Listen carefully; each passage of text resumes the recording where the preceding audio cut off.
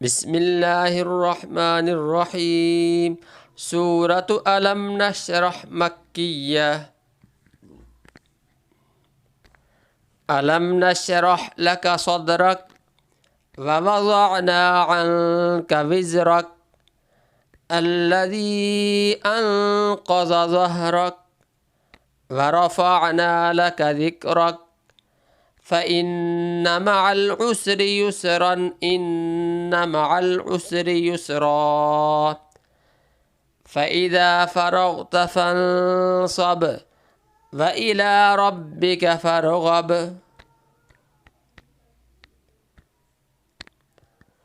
ألم نشرح لك صدرك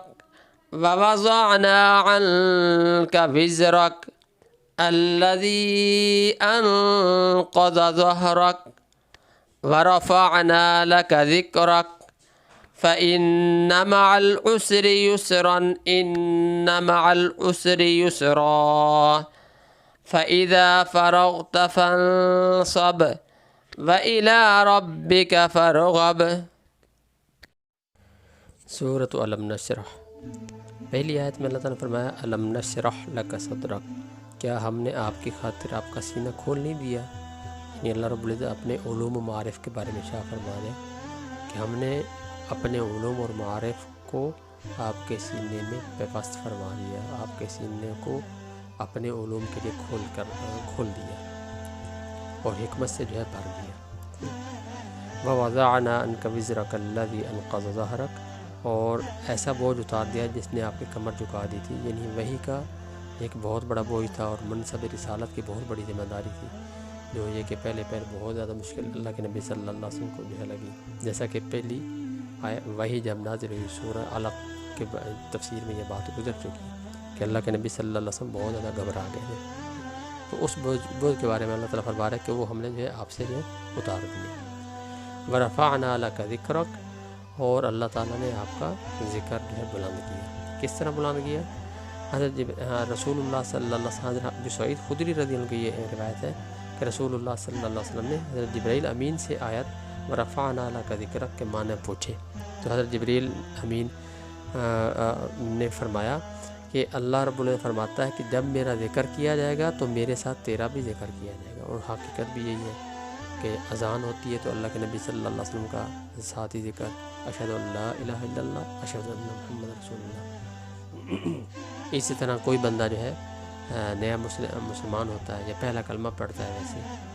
تو اس کے ساتھ اللہ کے نبی صلی اللہ علیہ وسلم کا ذکر، دوسرا کلمہ شہادت پڑھتا ہے، تو جہاں اللہ رب العزت کی شہادت کی گواہی دیتا ہے، توحید کی گواہی دیتا ہے، وہاں اس بات کی بھی گواہی دیتا ہے کہ اللہ کے نبی صلی اللہ علیہ وسلم اللہ کے رسول ہیں۔ تو اس لحاظ سے وَرَفَعْنَا لَكَ ذِكْرَكَ کہ اللہ تعالیٰ نے ذکر بلند کیا، یعنی ہر لمحے ہر لحظے جب اللہ رب العزت کا ذکر ہوگا وہاں اللہ کے نبی صلی اللہ علیہ وسلم کا بھی ضرور ذکر ہوگا۔ فَإِنَّ مَعَ الْعُسْرِ يُسْرًا إِنَّ مَعَ الْعُسْرِ يُسْرًا، یعنی ہر تنگی کے بعد آسانی ہے، اور تنگی کے بعد جو ہے آسانی اللہ تعالیٰ نے دی۔ جہاں اللہ کے نبی صلی اللہ علیہ وسلم پر مشکلات آئیں وہاں اللہ رب العزت نے ساتھ ساتھ آسانیاں بھی فرمائی۔ آپ علیہ السلام کے لیے بعد میں جو ہے فتوحات کے دروازے کھول دیے، مکہ فتح ہوا اور پھر بہت ساری فتوحات ہوئی، اور جہاں پہلے مہاجرین مکہ جو مدینہ ہجرت کر کے گئے وہاں ان کے لیے کچھ بھی نہیں تھا سوائے اللہ کے نبی صلی اللہ علیہ وسلم جو مواخات مدینہ کے نام پر، میثاق مدینہ کے نام پر انصار اور مہاجرین کے درمیان بھائی چارہ قائم کیا تھا۔ اس وقت مہاجرین کے پاس کچھ بھی نہیں تھا، پھر اللہ تعالیٰ نے فتوحات ایسی عطا فرمائی کہ حضرت عبدالرحمن بن عوف رضی اللہ عنہ 10 مبشرہ صحابہ میں سے ہیں، وہ مدینہ کے دولت مند ترین لوگوں میں شمار ہونے لگے۔ حضرت عثمان غنی رضی اللہ عنہ وہ مدینہ کے امیر ترین دولت مند لوگوں میں جو ہے شمار ہونے لگے، اور حضرت عثمان غنی رضی اللہ عنہ انہوں نے ہی جو ہے مدینہ کا مشہور کنواں جو ہے وہ مسلمانوں کے لیے خرید کر جو ہے وقف کیا۔ تو یہ اس بات کی نشانی ہے کہ اللہ تعالیٰ نے آسانیاں بعد میں آسانی پیدا فرمائی۔ شروع میں اگرچہ مشکلات تھیں، خاص کر مکہ کے جو 13 سال گزرے اللہ کے نبی صلی اللہ علیہ وسلم کے، تو وہ انتہائی مشکل میں اور انتہائی کرب میں اور تکلیف میں جو گزرے۔ طائف والا واقعہ مشہور ہے، اس میں آپ علیہ السلام جو ہے پتھر مارے گئے اور آپ علیہ السلام کا خون مبارک جو ہے اپنی ہی جوتوں میں جو ہے یہاں تک اتنا زیادہ وہ خون بہا کہ جوتوں میں خون آ گیا۔ تو یہ ساری مشکلات تھیں، تو اللہ رب العزت نے فرمایا کہ ہر تنگی کے بعد آسانی ہے، ٹھیک ہے۔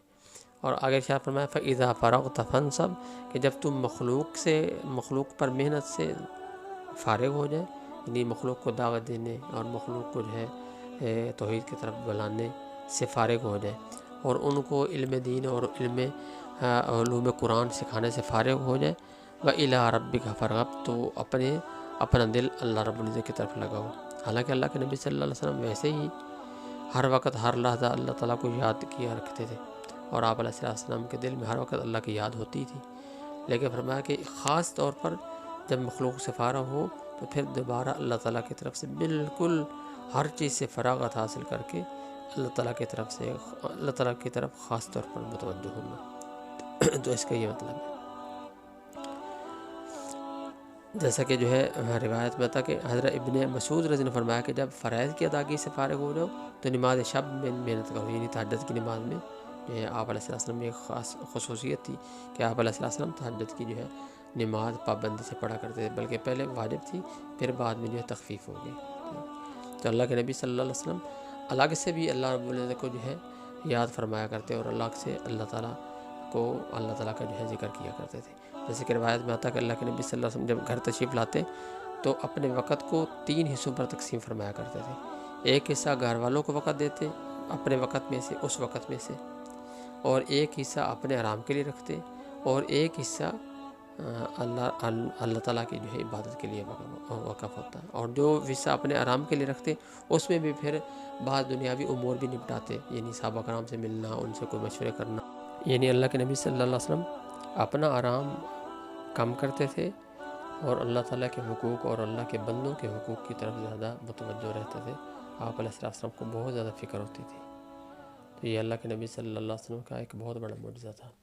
اللہ رب العزت ہمیں پیارے نبی کریم صلی اللہ علیہ وسلم کی ایک ایک ادا کو اپنانے کی، عمل میں لانے کی اور دوسروں تک پہنچانے کی توفیق عطا فرمائے۔ وآخر دعوانا ان الحمد للہ رب العالمین۔